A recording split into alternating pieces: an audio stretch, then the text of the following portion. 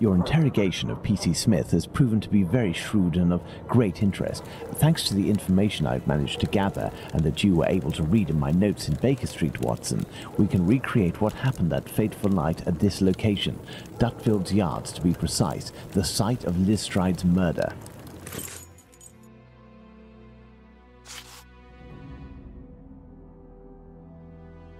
Midnight, the Socialist Club meeting ends. The members, mainly Jewish men, gradually begin to leave the club in little groups or alone.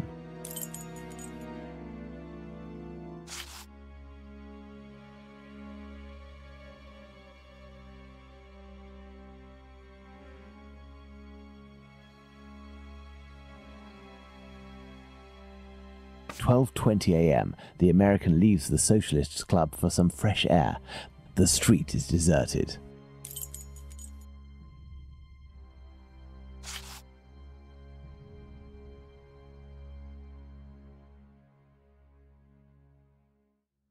At 12:30 to 12:35 a.m., Smith notices Liz Stride talking to the man with the package.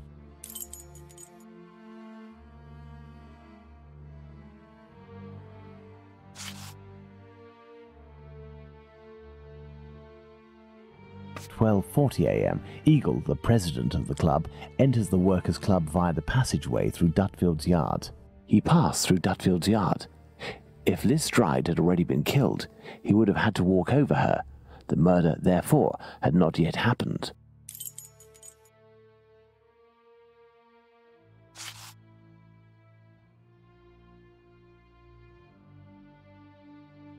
At 12:43 a.m., Israel Swartz passes by Dutfield's Yard and witnesses the attack on Liz Stride.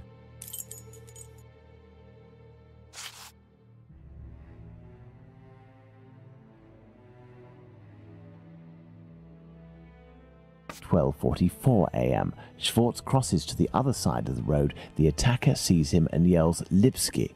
The attacker must have shouted to his accomplice at the end of the road, "Lipsky," indicating at Schwartz using his head in an attempt to scare off this undesirable.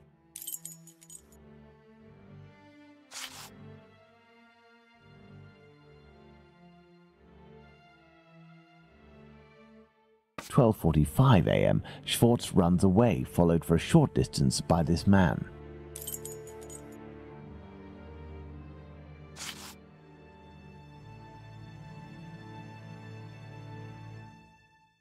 At 1 a.m., Mr. Diemschutz wants to enter with his cart, but the pony refuses. We know that the murder took place between 12:45 and 1 a.m. Mr. Diemschutz, therefore, must have disturbed the killer. Let's place Liz Stride's murder on the timeline, Watson.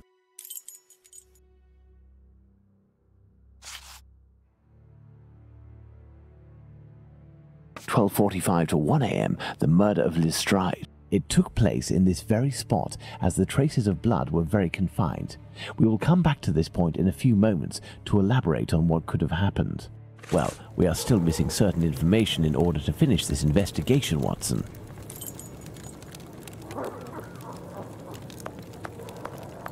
This door leads to the club for Jewish socialist workers.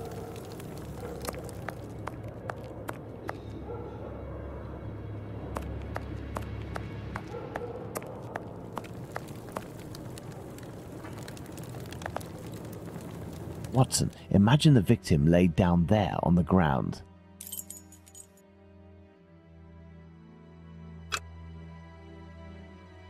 Her right hand, it is bloody, as is her wrist.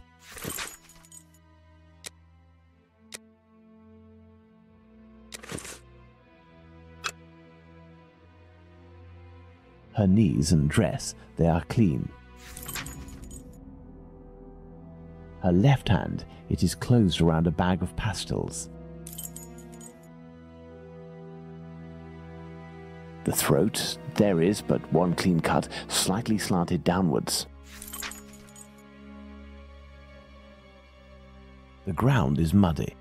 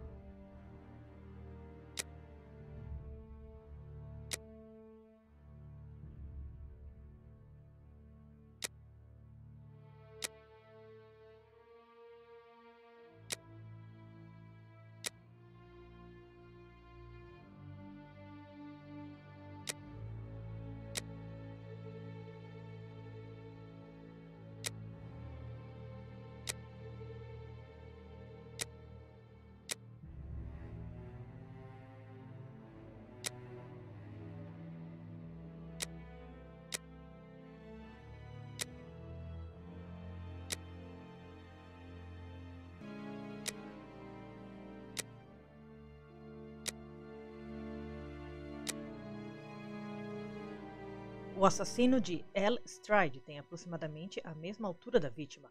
O assassino de Lestrade é destro. O assassino de Lestrade é um homem forte.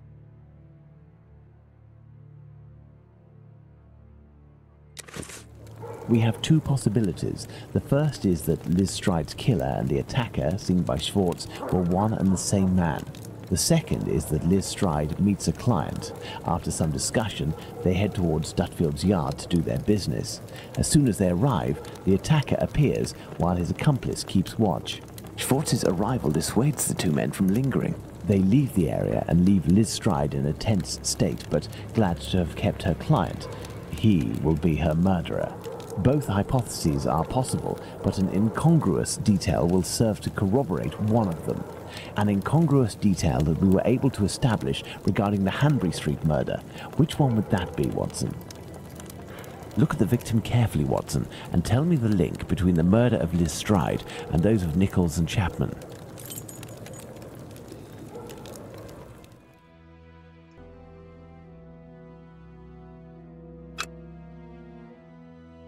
The bag of pastels, Holmes. The bag of pastels. Indeed, Watson. If this woman had to defend herself against an attacker, why would she have held onto this bag in her hand? It didn't fall because this woman's hand tensed at the moment when she fell to the ground. Therefore, Watson, we know the killer distracted his victim's attention by making them take something out of their pockets. Why didn't he slit her throat like the others? He must have feared a struggle with this strong-willed woman. Why didn't he eviscerate her? Because Louis Diemschutz arrived. Do you think the Whitechapel killer is behind this murder, Holmes? Yes, and now this murder has been linked to its rightful perpetrator, it will take on deeper meaning when we have examined the facts from that night. Let's go to Mitre Square, where Catherine Eddowes was killed. And make haste, Watson, as we have another murder to commit in 40 minutes. Here we are, Watson, Mitre Square. It took us a mere 20 minutes to get here. If the killer left Dutfield's yard around 1 o'clock, as we assume, he would have arrived here at around 1:20 a.m. We know that Catherine Eddowes' body was discovered at 1:44 a.m. Catherine was released from prison around 1 o'clock, but we have no information as to what she could have been doing until her death. This place has 3 possible ways out. Let's see where they lead.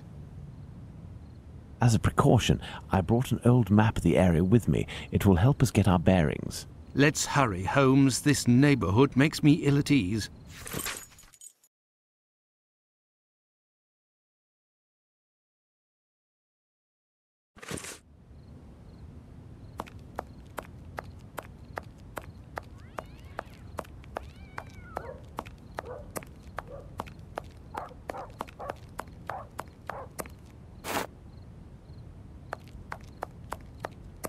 This is Mitre Street, from where Watkins, the constable who found the body, came. Nothing of interest here.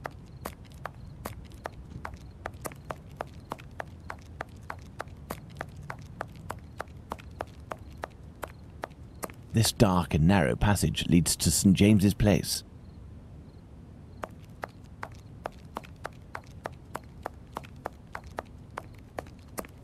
Church Passage. It must be opposite the Imperial Club at 16 to 17 Duke Street. Let's go to the end of this lane, Watson.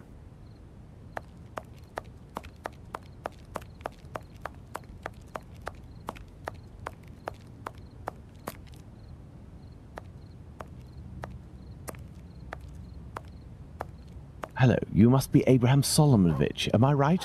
Yes, that's me. But I know you. You brought a lad to my place to take care of a cat, and I loaned you my mask. That's me. May I present? Dr. Watson, of course. Delighted. And you? I have known for a few days that you are a detective by the name of Sherlock Holmes. Is that so? You don't miss a thing, do you? It was the children who gave me away. Am I right?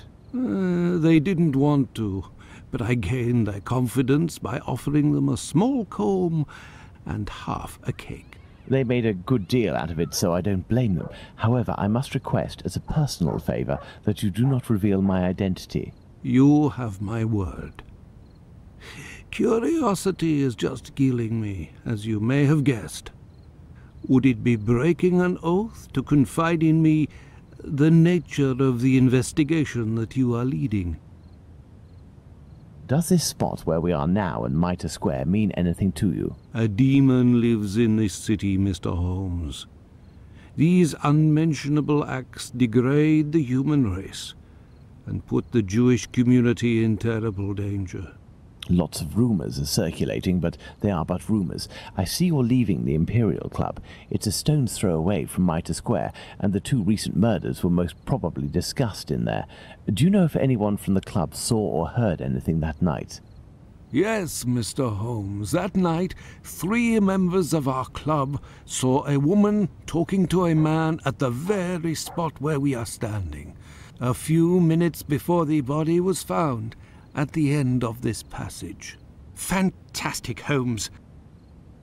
Calm yourself, Watson. There is nothing at the moment to suggest it was the victim. Can we meet these members? I am afraid that won't be possible.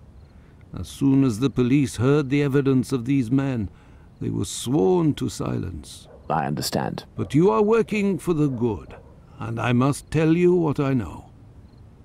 One of the 3 men, my friend Joseph, left that night with 2 other members of the Imperial Club, Harry and another Joseph.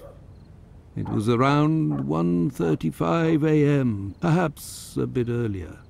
When Joseph, not my friend, but the other, the Aldgate butcher, exited, he saw a man and a woman in discussion at this very spot where we are. These men must have been about 16 feet away from the couple. That's about right. So Joseph, the butcher, said to the other 2, while pointing at the couple, "Look, I don't like going home alone when I see this kind of people here." My friend Joseph looked at them without noticing anything strange and didn't understand what he meant. They had the look of 2 rather unkempt people, but no more than that. After the murder, did these 3 men tell the police what they had seen? Not quite. Harry stated that he hadn't seen the couple. As for Joseph, the butcher, even though he was the one who commented on them and pointed them out, said that he couldn't remember anything except that the man was about 3 inches taller than the woman, who was 5 feet tall, no more. My friend Joseph, on the other hand, did his best to cooperate with the police. And what did your friend Joseph say? What did this man and woman look like? The man must have been 30 years old, about 5 foot 7 inches, light complexion, and a fair moustache.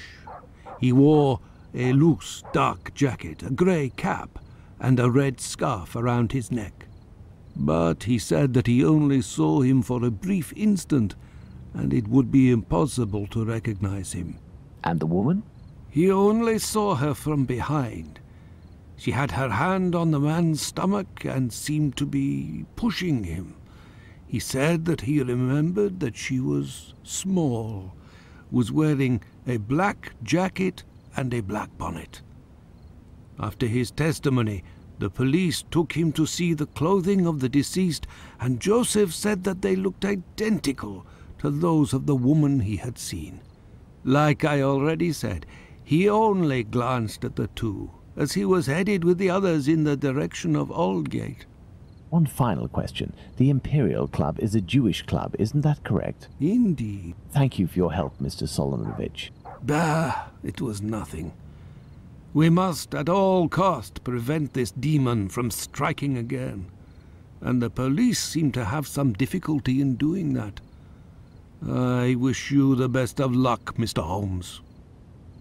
Well, let's find the spot where Edow's body was discovered. Closed. This building is the Great Synagogue of London.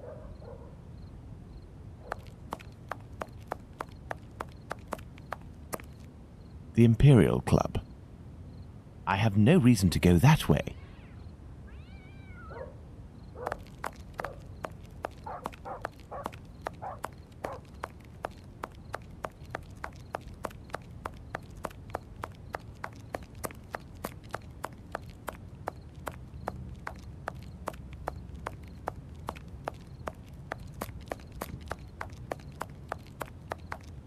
This is Mitre Street, from where Watkins, the constable who found the body, came.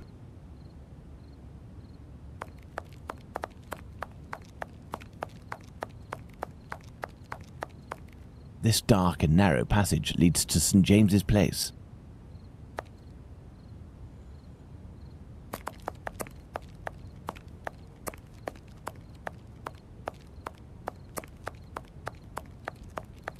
Watson, we are now in the exact spot where poor Eddowes tragically ended her days.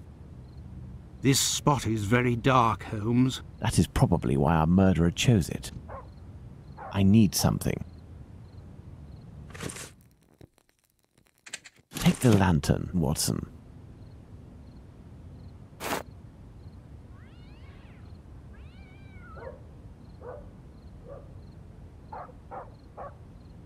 Do these objects spread out by the victim remind us of anything, Watson?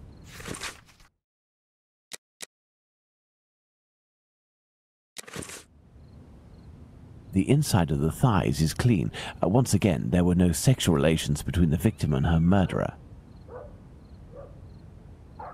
A thimble is located right beside one of the victim's hands, just like Chapman's sachet of pills and Stride's pastils. These intestines were pulled out altogether to grant access to the abdomen.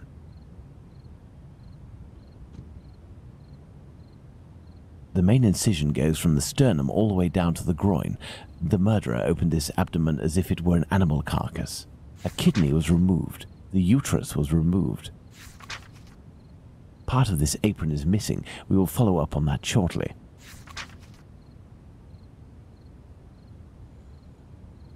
The head is turned towards the left. The murderer must have been on the right side of his victim. Let's look at her from the front.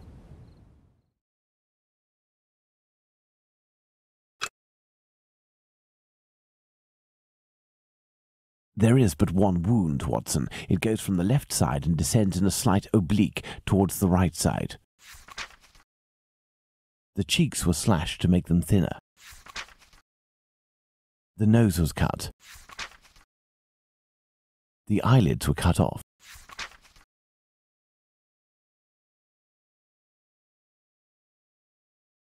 The cheeks were slashed to make them thinner.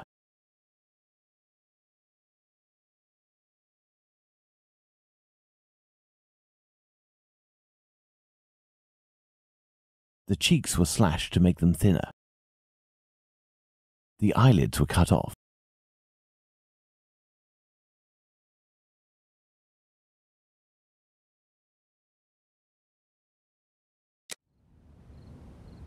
My goodness, Holmes, it was a slaughter. Understand, Watson, that our killer had neither the time nor the conditions to bother with the niceties.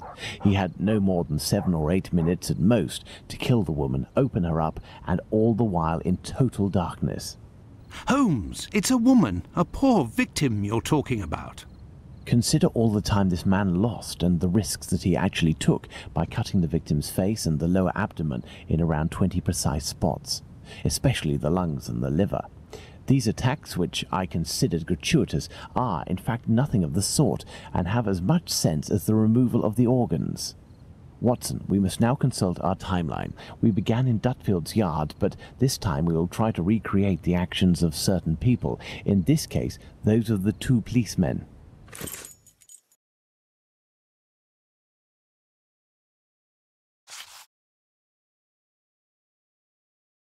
1:30 a.m. P.C. Watkins didn't see the corpse while on his rounds. If P.C. Watkins did his rounds properly, and there is no reason to doubt this was the case, as he discovered the corpse a quarter of an hour later, the murder hadn't yet taken place, and there was no one in Mitre Square, unless they were hidden among the shadows. Enter Mitre Square via Mitre Street, Watson, and stop and try to see me with the lantern. I will be where poor Eddowes' corpse was.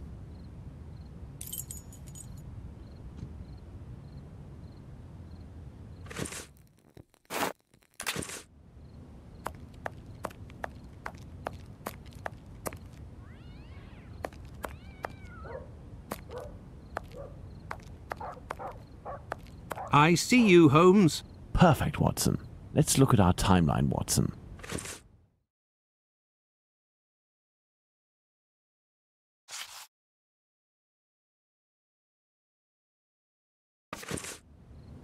1:42 a.m. PC Harvey arrives in Mitre Square. It should be noted, Watson, that the constable didn't enter Mitre Square. He could not have seen the corpse lying on the ground. But would he have been able to see a man sitting or standing? Go to the church passage entrance, then come back and try to see me while holding your lantern. I will stay at the spot where the victim was discovered.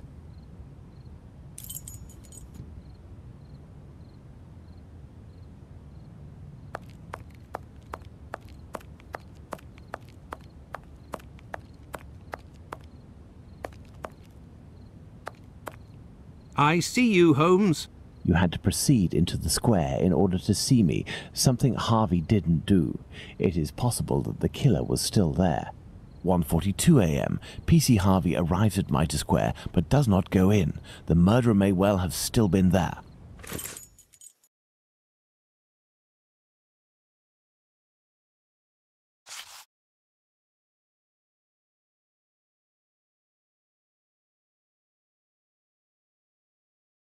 "1:35 a.m. A man and a woman are arguing at the entrance of Church Passage. The man came from Aldgate.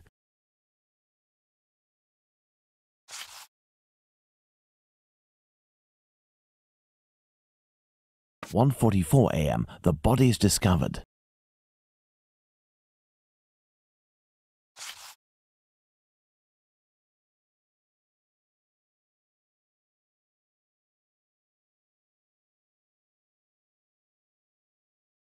Very good, Watson. Thus we can categorically state that the murder had not yet occurred at 1:30. Let's put the murder of poor Eddowes on the timeline, Watson.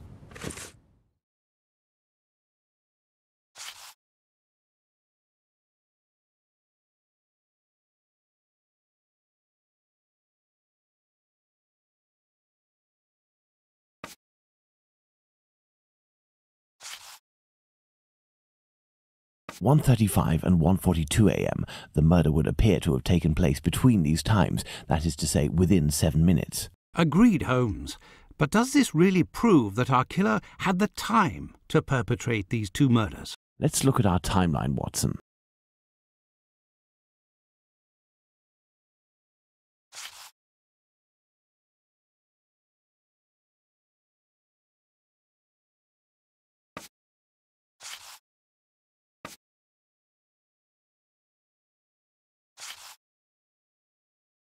There, Watson, we are now certain that the murderer really had the time to commit these two murders. Incredible! Let's look at our deduction board, Watson.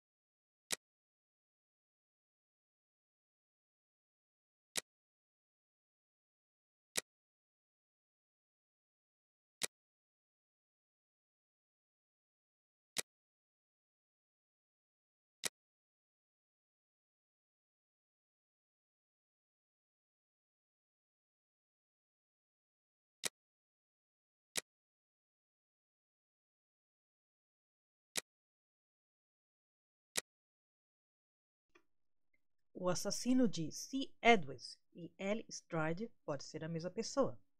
O assassino abriu o abdômen de C. Edwards como se fosse de um animal. O assassino de C. Edwards é insensível e organizado. O assassino procurou C. Edwards. C. Edwards segurava dedal na mão. O assassino de C. Edwards conhecia a anatomia. This spot is making me nauseous. Can we not head back, Holmes? We certainly can't, Watson. We have one final point to address. Do you remember the piece of white apron that was missing just now? It was found just a few steps away from here, at the entrance of a building. That's where we must go.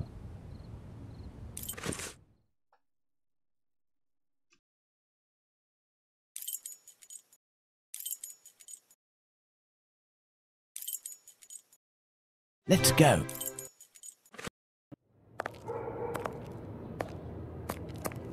There's the spot, Watson. By night, Goulston Street is deathly silent, which will permit us to carry out a fair few experiments. Let's find the entrance where the piece of the victim's apron and the mysterious chalk message were found.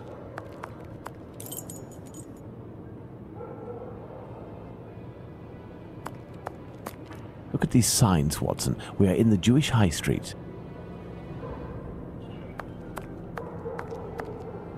Look at these signs, Watson. We are in the Jewish High Street. Look at these signs, Watson. We are in the Jewish High Street. Nothing of interest here.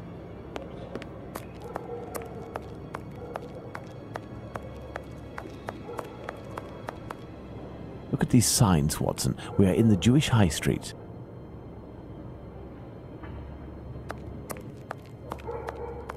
Look at these signs, Watson. We are in the Jewish High Street.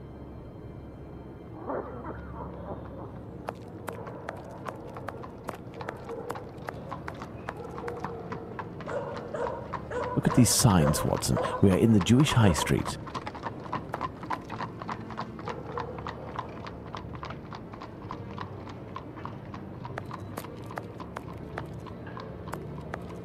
Look at these signs, Watson. We are in the Jewish High Street.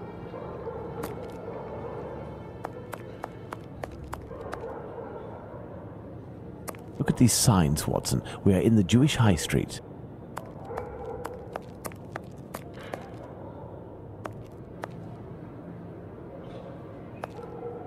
There's the spot where the apron and the message were found by P.C. Long. Now, let's recreate the scene. Remember, Watson, it was raining that night.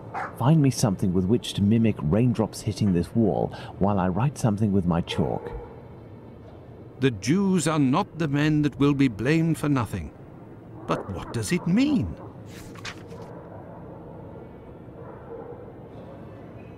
Have you found something for us to pour water from, Watson? Find a container and some water. Let me remind you that it's night time and the street is deserted, Holmes.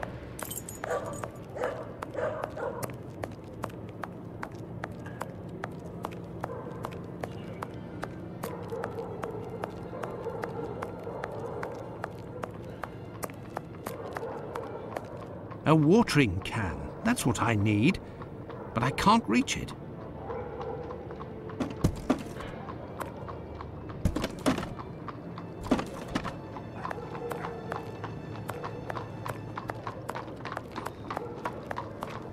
An old wooden pole. A merchant probably threw it out.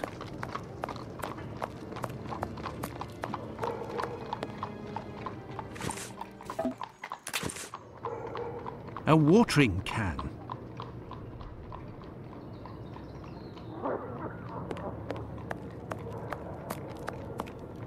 That may come in handy. Who knows?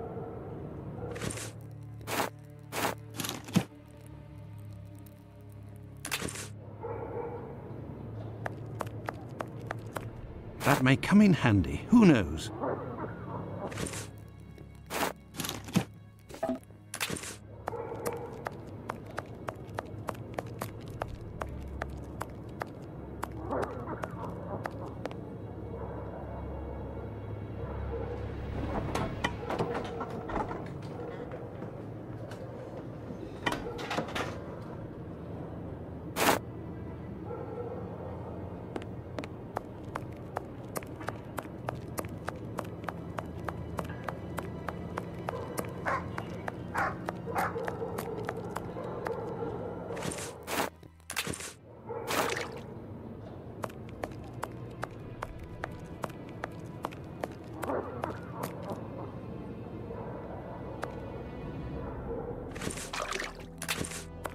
The Jews are not the men that will be blamed for nothing. But what does it mean? Yes, I have, Holmes.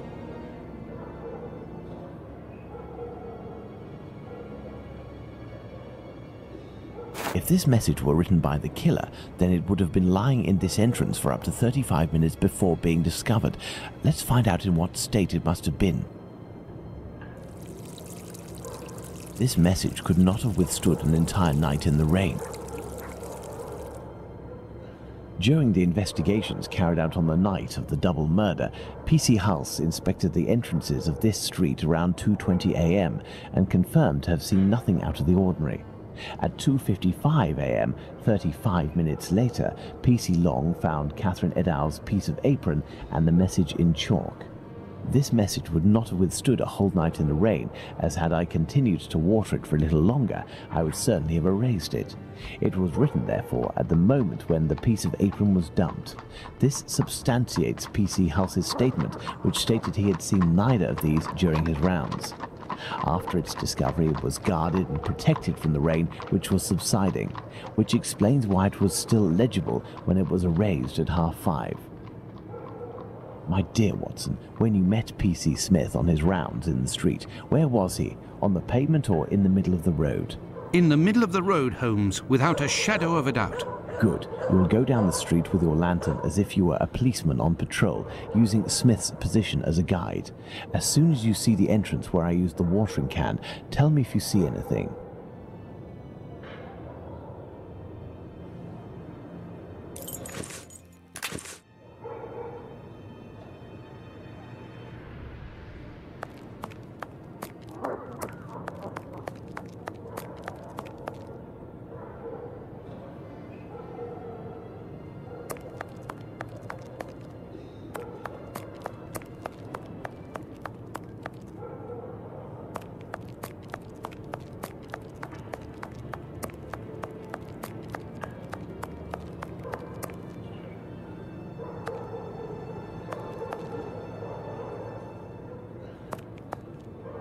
There, Holmes. From here, I can see something written. Can you read it? No. Do you see the white rag, Watson? I see something on the ground, but I'm not sure if it's what you were talking about. P.C. Long, who found the piece of apron, was examining the interior of the entrances, and yet nobody would have predicted that this piece of material would be discovered on the very night of the murder by a policeman on patrol. What are you trying to get at, Holmes? Let's look at this message on the wall, Watson. The Jews are not the men that will be blamed for nothing. In other words, the Jews were possibly blamed for nothing, but that will no longer be the case. Reading this message naturally begs one question. What would that be, Watson? Why? Indeed, Watson, why? For what reason would one have the right to blame the Jews in the future? Remember, Lestrade was killed near a club for socialist Jews, Edow's not far from a synagogue and the Imperial Club, and finally, this piece of apron dropped here. This building is occupied by Jewish families. The killer really did go out of his way to incriminate the Jews living in the area. It's a bit obvious, Holmes. Yes, but with the rumors, Watson, the author of this message would have received a response to his strategy. You are right, Holmes. So perhaps it's a good thing this message was erased. Whoever took the decision to do this is a man of great wisdom and courage. Let's return to Baker Street, Watson. I have some pipes to smoke to help me think more clearly. Let's go back to Baker Street. Home, sweet home.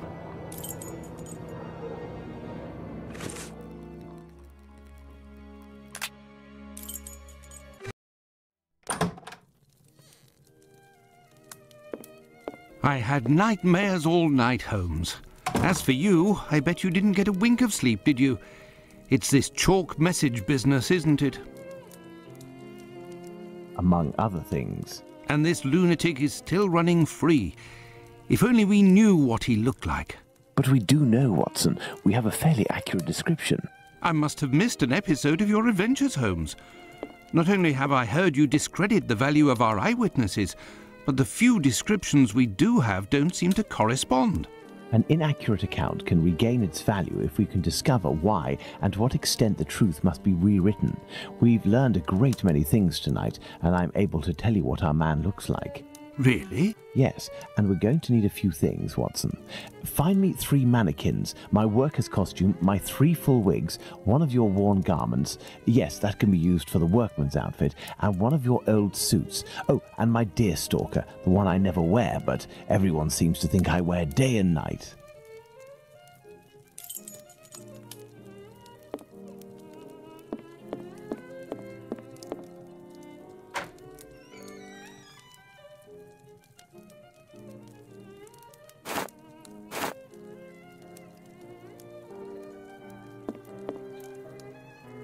We shall place our mannequins here, Watson.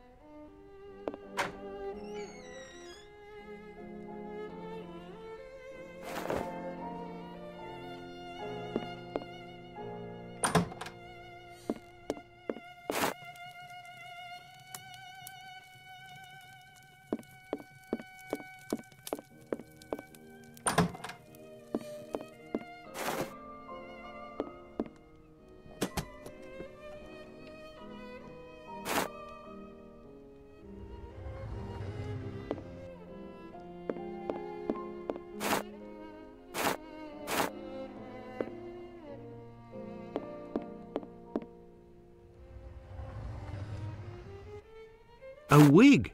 This will come in handy.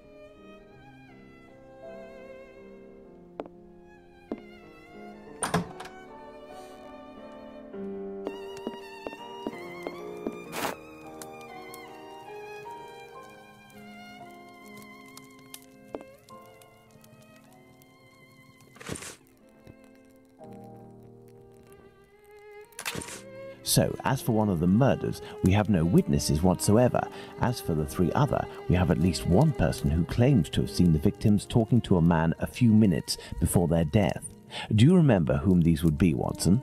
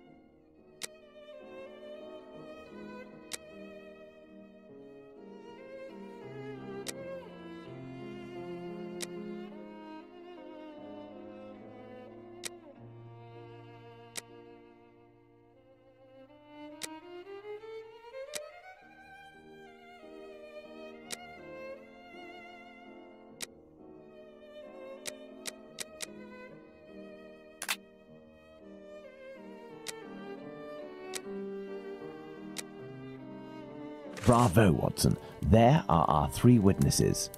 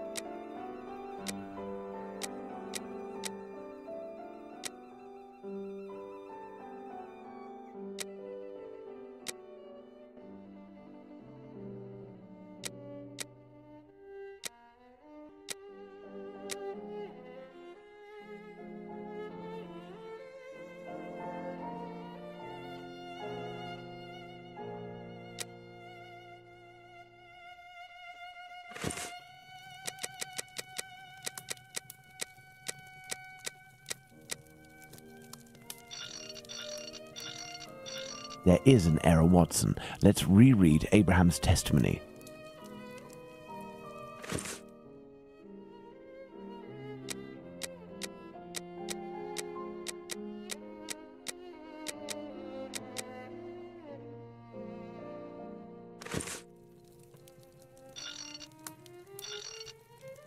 Indeed, Watson, that's the right size for Abraham's mannequin. The account given by Mr. Solomonovich's friend is incorrect in at least one point. The first Joseph said that the man was at least 5 foot 7 inches tall. The second Joseph said he was 3 inches taller than the victim, whom we know was 5 feet tall, which would suggest a height of 5 foot 3 inches. Don't forget that it was this second Joseph who attracted his friend's attention towards the couple on the other side of the road. We can assume he got a very good look at them.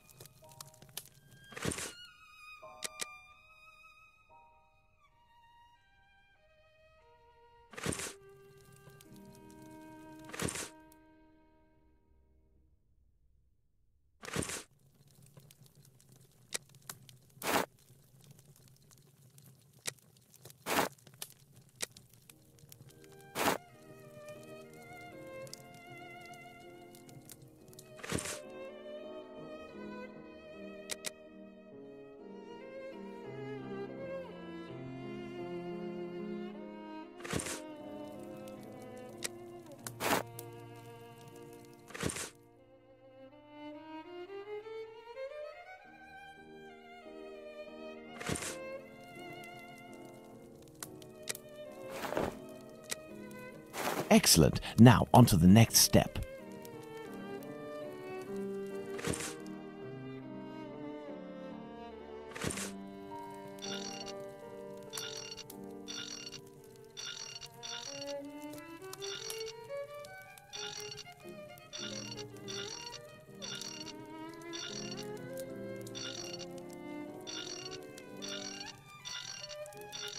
As for young P.C. Smith's account, he must have been mistaken about this person's real height. It is only an inch or two after all, and we can attribute the same height as the other two.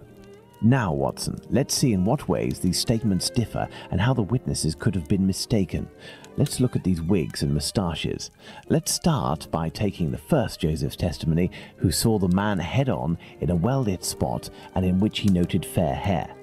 Now, let's consider the same person, but in the lighting and angle of the other two witnesses, in the darkness of night, with poor artificial lighting from above. Put out the light, Watson. Thus, poor lighting and a backlit subject can affect our perception of shades and colors. The wigs from Abraham's mannequin took on the same color as the other two. The three testimonies, therefore, don't contradict one another, and we can apply the same facial hair to all three mannequins. Turn on the light, Watson.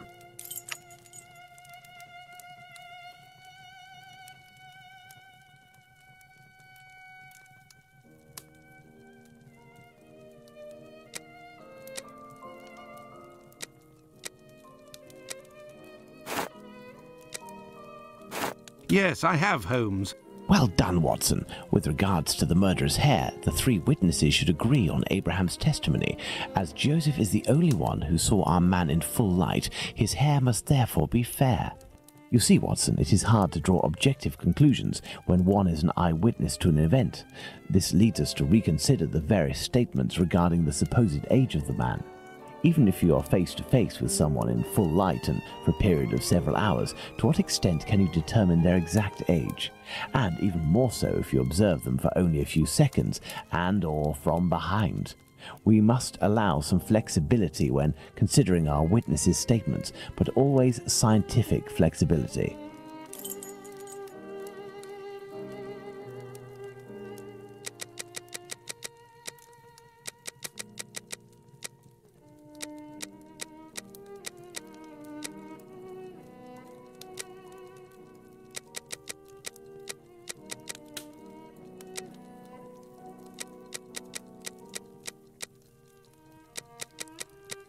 Perfect, Watson.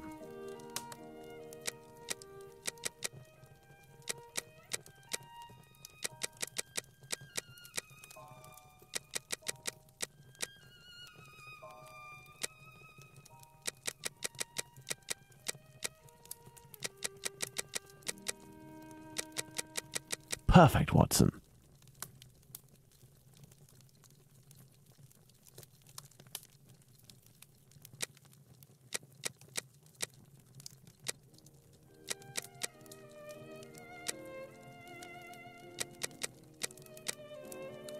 There we are. Magnificent. Yes, I have, Holmes. Now that we have fully considered the witness accounts, let's see to what extent they agree. If we apply the range of error for each of our dummies, we can deduce the age of our murderer as precisely as possible.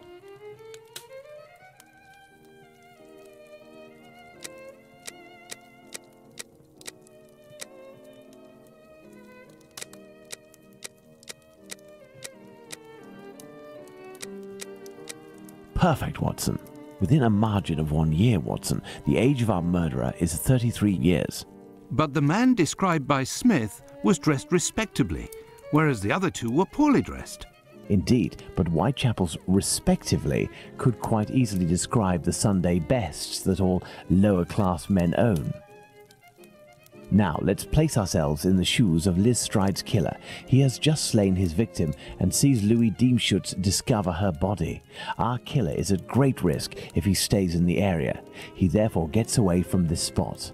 But he wants to kill again. However, he might have been spotted in the area before having committed the murder by a constable on his round, perhaps, who managed to get his description. What do you think the killer will do?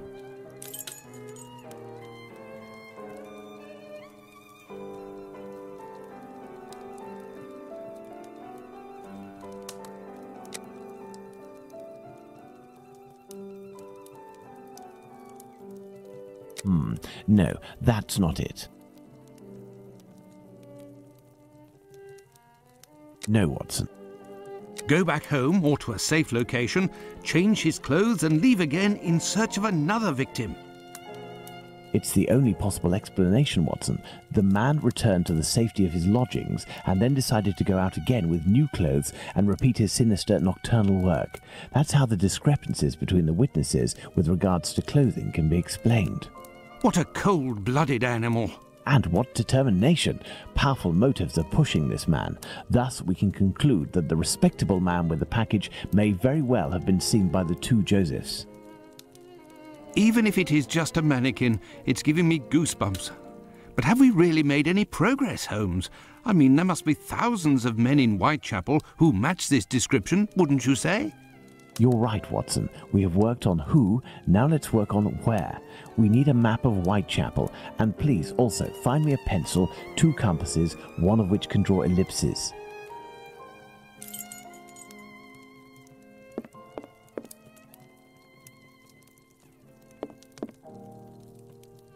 We'll need a map, Watson.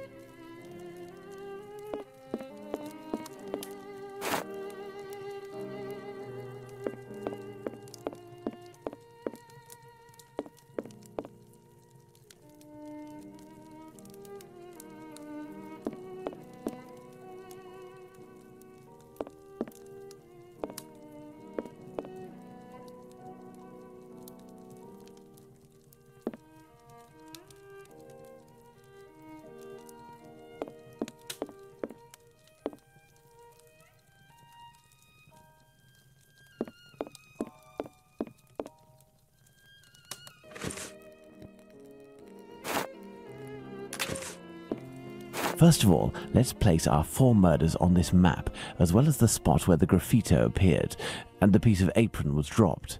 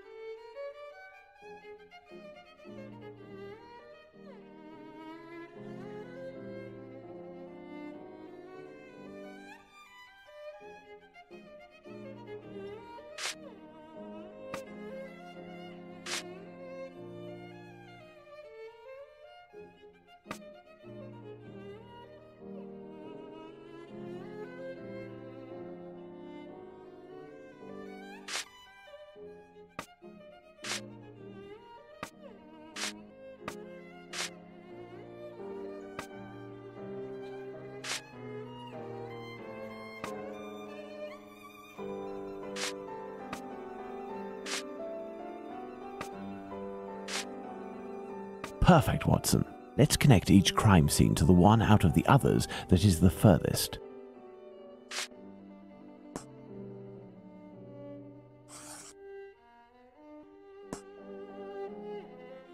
You see, Watson, the murders aren't grouped together, but seem to be spread out like cardinal points around a central zone. The killer obviously wanted to avoid returning to the previous scenes of his crimes, assuming that they would be more closely watched, or that he could be recognized. So the killer lives at the centre of this cross? In the vicinity, most certainly, but how near? We cannot afford to get it wrong. If you concentrate, Watson, you will notice that the murders are roughly equidistant from the intersection point of the diagonals. Let's focus on the night of the double murder. Remember, Watson, it took us 20 minutes to get from Dutfield's Yard to Mitre Square. Let's draw a line from one to the other. Perfect. We didn't make the trip as the crow flies, but that would not harm our estimate. Let's suppose the killer left Dutfield's Yard at 1 a.m. and arrived in Mitre Square at 1:35 a.m. when he was seen by the two Josephs. If he took 5 minutes to change his clothes, that leaves a range of 10 minutes to determine where this man's lodgings are. We must determine the area in which one can go from Dutfield's Yard to Mitre Square in less than half an hour. To do this, let's draw an ellipsis. The length between Dutfield's Yard and Mitre Square corresponds to 20 minutes. By adding half, we get a distance of 30 minutes. By taking the two right segments, each starting from the two murder scenes, and which the sum of the lengths makes 30 minutes, we get our ellipsis.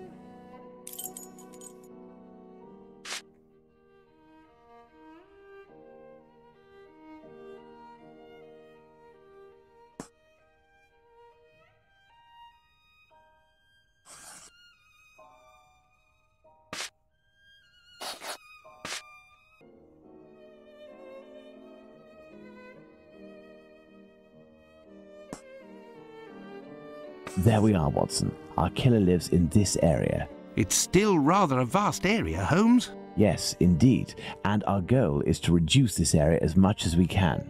We must consider the fact that the murder at Mitre Square was committed under a certain amount of pressure, given that the killer knew he was wanted for the acts he committed not long before.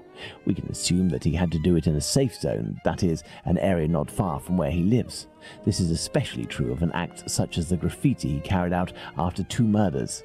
Let's trace a circle around this point, with the distance separating it from Mitre Square as the radius. This will enable us to determine our killer's safe zone.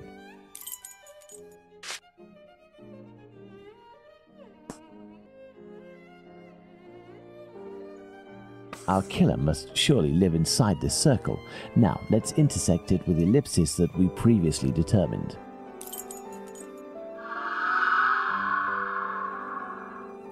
There we are, Watson, the Aldgate district. Shouldn't we inform the police so that they can concentrate their efforts on this area of Whitechapel? It is probably already crawling with inspectors, Watson, and I doubt that they would take us seriously, even if they were willing to listen to what we had to say. Let's focus instead on understanding the killer's modus operandi. We know our murderer preys on prostitutes who are penniless, weak, sick, or alcoholic, that he distracts them the moment before killing them, and that he left an anonymous message inciting anti-Semitic hatred at the entrance of a building occupied by Jews. How would you describe this man? What a coward! Indeed, he is a person of great cowardice. Let's look at his murders, and in particular, the depredations on the corpses, putting aside that of Liz Stride, because on that occasion his work was left unfinished. If we recall the observations made on the victims and the parts that were mutilated or damaged on each of the bodies, without forgetting the fact that he also removed one or more organs, we can ascertain that our killer evolves during the course of the murders, cowardly and still evolving. And yet, look at the location of our first murder, that of Polly Nichols in Bucks Row. It is the most distant from the area our killer would appear to live. Perhaps this murder was preceded by another within the killer's area. I believe a cowardly killer would commit his first murder in an area close to his home, in order to find refuge as quickly as possible on carrying out the act. Holmes, an idea just occurred to me that fills me with dread. This evolution of which you speak. He will pursue his next victim as long as the conditions permit him to continue killing, Watson. But how could one go even further in this horror? Look at what he did to that woman, Catherine Eddowes. In order to avoid having to answer that question, we must act with haste and planning. Watson, I suggest you inform yourself on the mutilations sustained by the victims. We played with the idea that this could be an act of vengeance against prostitutes. If the mutilations correspond to areas affected by a specific pathology, perhaps the killer wanted to give an eye for an affliction he felt the prostitutes he knew were responsible for. And this trail leading to Dr. Tumblety Holmes? I also have a few things to look into in the meantime. I still have a primary witness to track down, not to mention old trails I've yet to pursue. See you soon, Watson.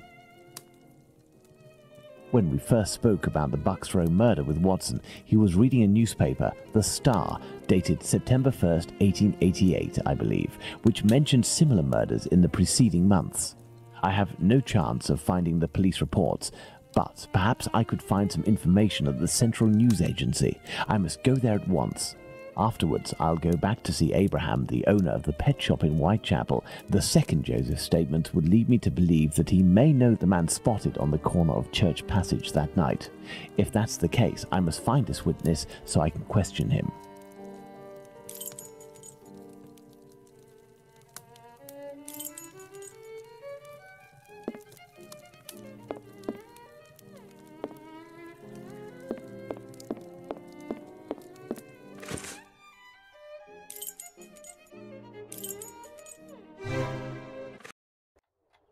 Ah, Bulling is there. It won't hurt just this once. Hello, Mr. Bulling. So, did your colleague tell you about the tip? What tip? Ah, I see. I gave him an explosive tip and he went without you? Oh, that's not very sporting on his part. No doubt he took all of the credit for his discovery. You're winding me up, eh? I must show Bulling something to make him believe me.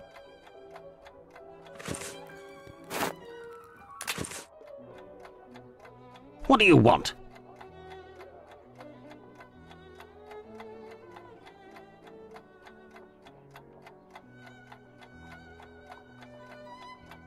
I'm not winding you up. The proof is that he gave me this advance on the debt. The traitor! He owes me, if I find him! Before I leave, can you do me a favor? Heck, tell me. I'm looking for some reliable info on the murders committed in Whitechapel in the months before Polly Nichols' attack. Reliable? Ha! You really think you'll find that here? Fine. I'll be honest with you. We have folders that group the dispatches from the current year into categories. In the police law category, you'll find the transcripts from the trials and investigations that we sell to the newspapers that ask us. Perfect. Sadly, I am out of time. I'll leave you to solve it, eh? You're the detective, aren't you?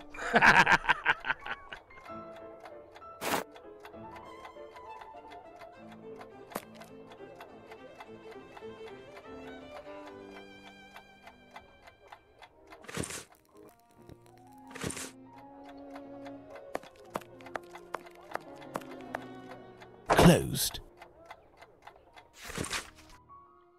Atenção! Os envelopes azuis do compartimento de envio contêm informações confidenciais sobre os políticos, pessoas de nota e questões econômicas.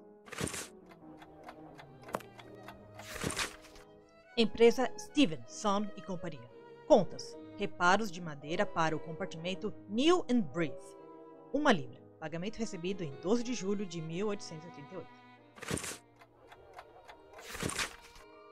Senhor, os títulos Mundo e Sociedade, que cobrem uma área muito grande dos assuntos, estão derramando das caixas abaixo. Polícia, Direito e Cultura.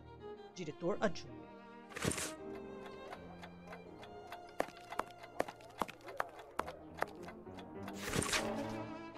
Para melhorar a apresentação das expedições, propomos informações importantes acima, exceto em News and Brief. Informações menos importantes abaixo, com exceção de polícia, lei. Portanto, no futuro, propomos também trocar News and Brief atualmente acima e polícia e lei, que atualmente está abaixo. Além disso, a seção do tempo está quase sempre vazia. Meu querido George, seu irmãozinho tem tido certo azar. A minha primeira semana de trabalho foi muito desgastante. No final do meu terceiro dia, o diretor me chamou em seu escritório para repreender-me, parece que eu tinha misturado os despachos. A única nota de esperança vem da minha colega, senhorita Filton, uma encantadora mulher que me ajuda tanto quanto pode e tenta me alertar quanto aos compartimentos em que eu devo colocar meus despachos. Ela me deixa notas tais como política, sociedade estão lado a lado. A coluna de fofoca está no final da linha. Esportes está sob economia. E notícia de primeira página está no primeiro compartimento, etc. Um grande abraço, seu irmão Albert.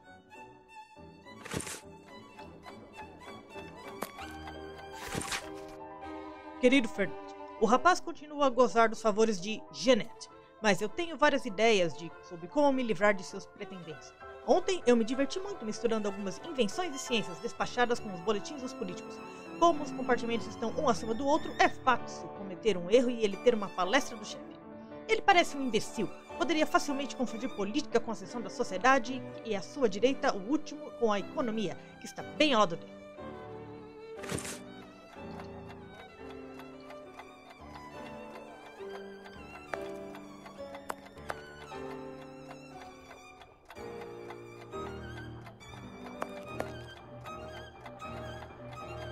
The dossiers are full of papers in dated envelopes. I can't open them. That would be too obvious. How can I tell which compartment to look in? No categories are indicated. This compartment was repaired recently.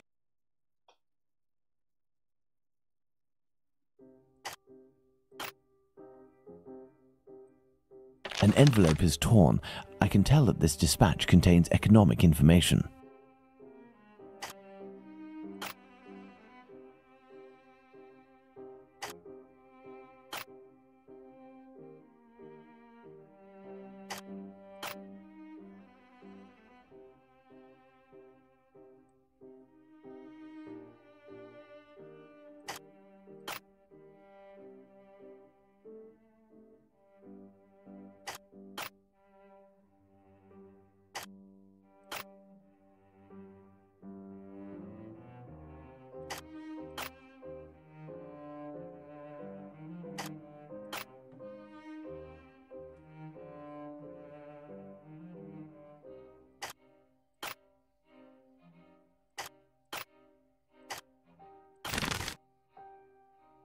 These envelopes contain dispatches of police and judicial cases. Now, I need to open them discreetly. I must try to unglue the openings.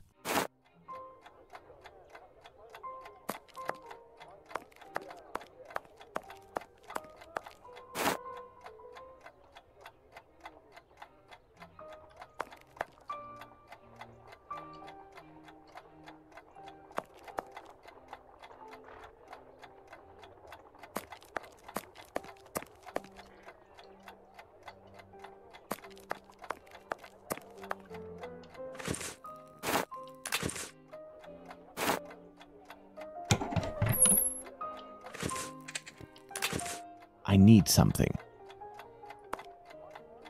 I need something.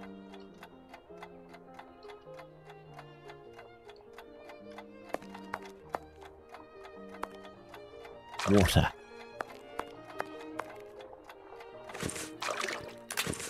There, that will provide me with steam.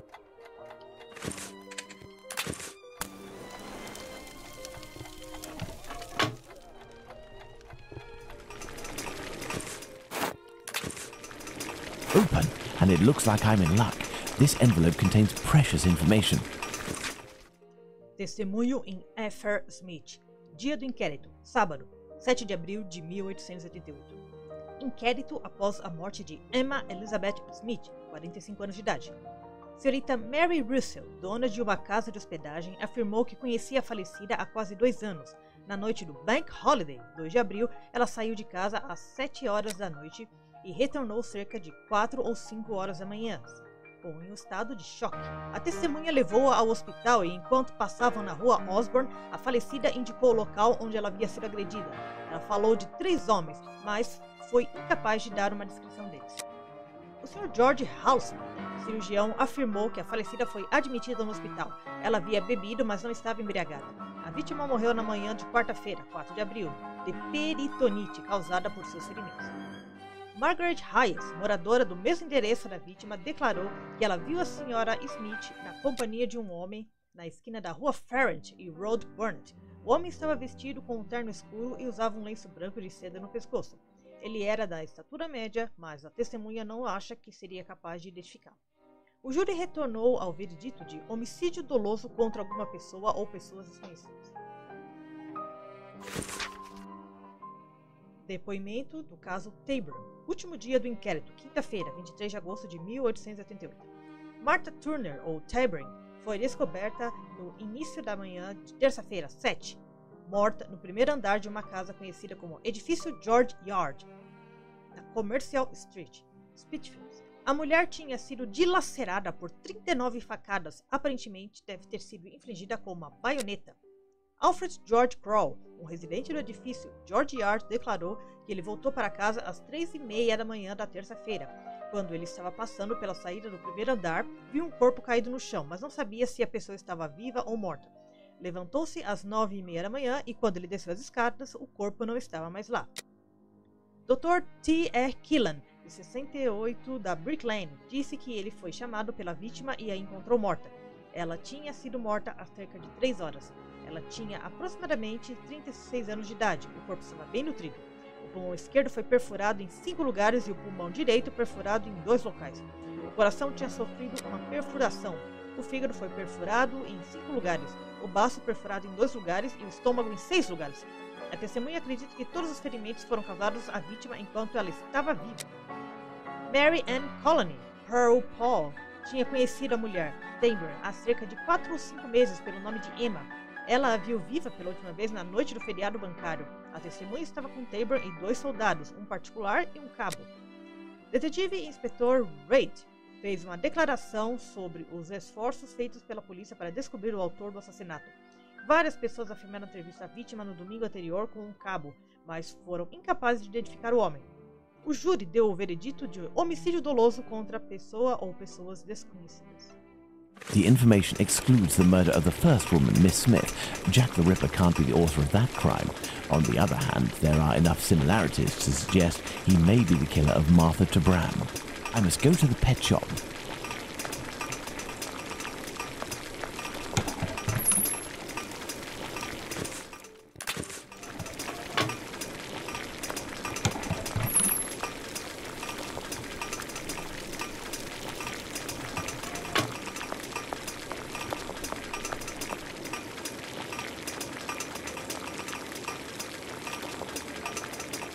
I must go to the pet shop.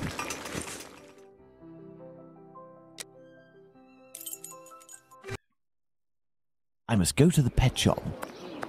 Closed until further notice. Abraham isn't there. No luck.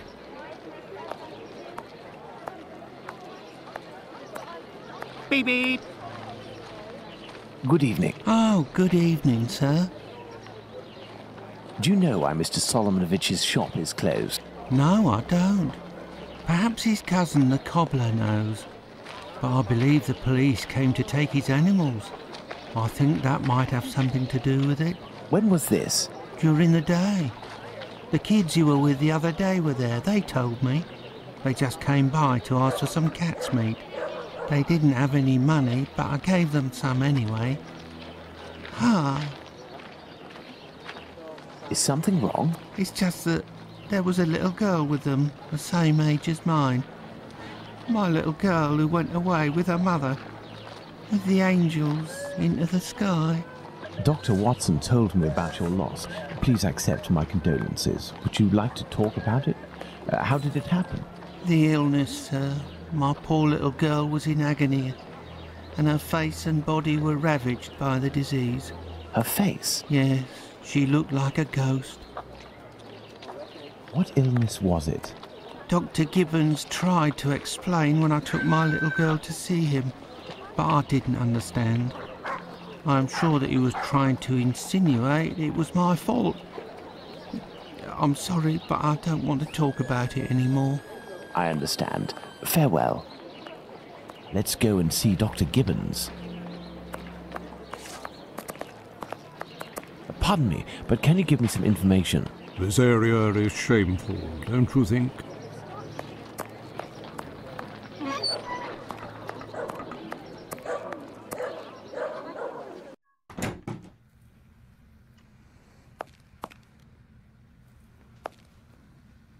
Hello, Doctor. Do you remember me? I'm Sherlock Holmes, Dr. Watson's friend.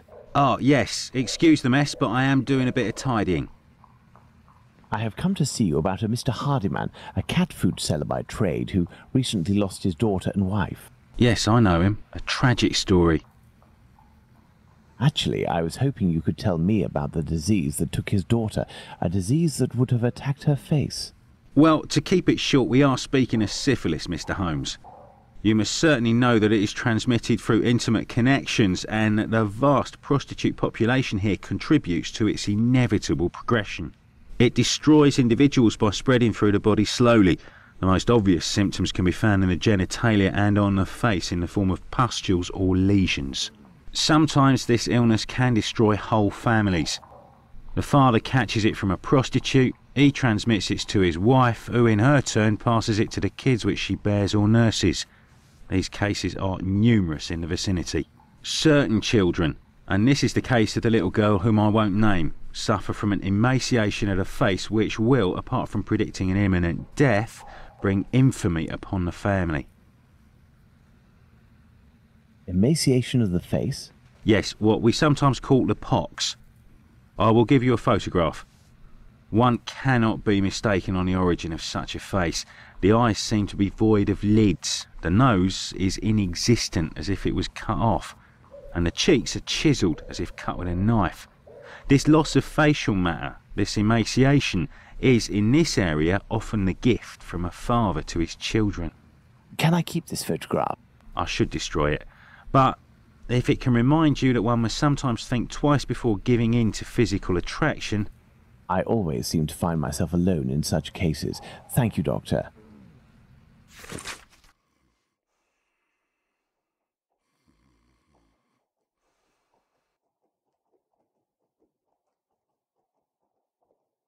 Let's go to the cobbler's.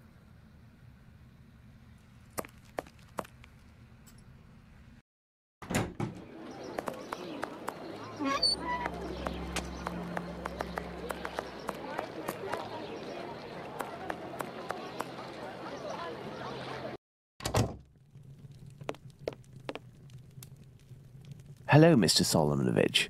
Ah, Mr. Holmes. How are things with you? I heard your cousin Abraham had a problem with his shop. What happened?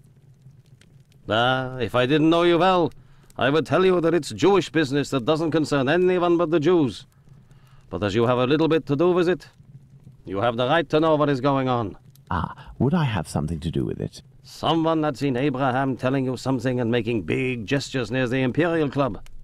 A vicious rumor quickly spread, and it has caused him great injustice. A slanderous denunciation attracted the authorities' attention to my cousin's shop. Abraham must be in the process of answering their questions. I did, indeed, speak with your cousin the other night. I'm shocked at the consequences of this discussion. As I was saying, it's the story of the Jews. In the face of adversity, we are united, but amongst ourselves, it's like anywhere else. As soon as our people take a dislike to someone, for right or wrong, we can be without pity and quite cruel. This is all very worrying. Your cousin knows one, or rather two, of the men who were at the Imperial Club on the night of the Mitre Square murder. One of the two, a butcher in Aldgate named Joseph, is probably withholding information of the utmost importance. I must find this man. Perhaps you can help me. But there are dozens of Jewish butchers around Aldgate, half of which must be called Joseph. And you know, Mr. Holmes, we Jews prefer to remain in the background of this murderer business, this Jack the Ripper thing. All of London is pointing their fingers at us, saying, it's a Jew who disemboweled these women. Our community is in great peril, you know. There was the business with Lipski and Leather Apron. I will see what I can do, but I don't promise anything. I'd be extremely grateful to you. Very well. We may meet again, Mr. Solomonovich. You are most welcome, Mr. Holmes. I've paced up and down Whitechapel enough. I should return to Baker Street in order to reflect on the new facts that I have discovered.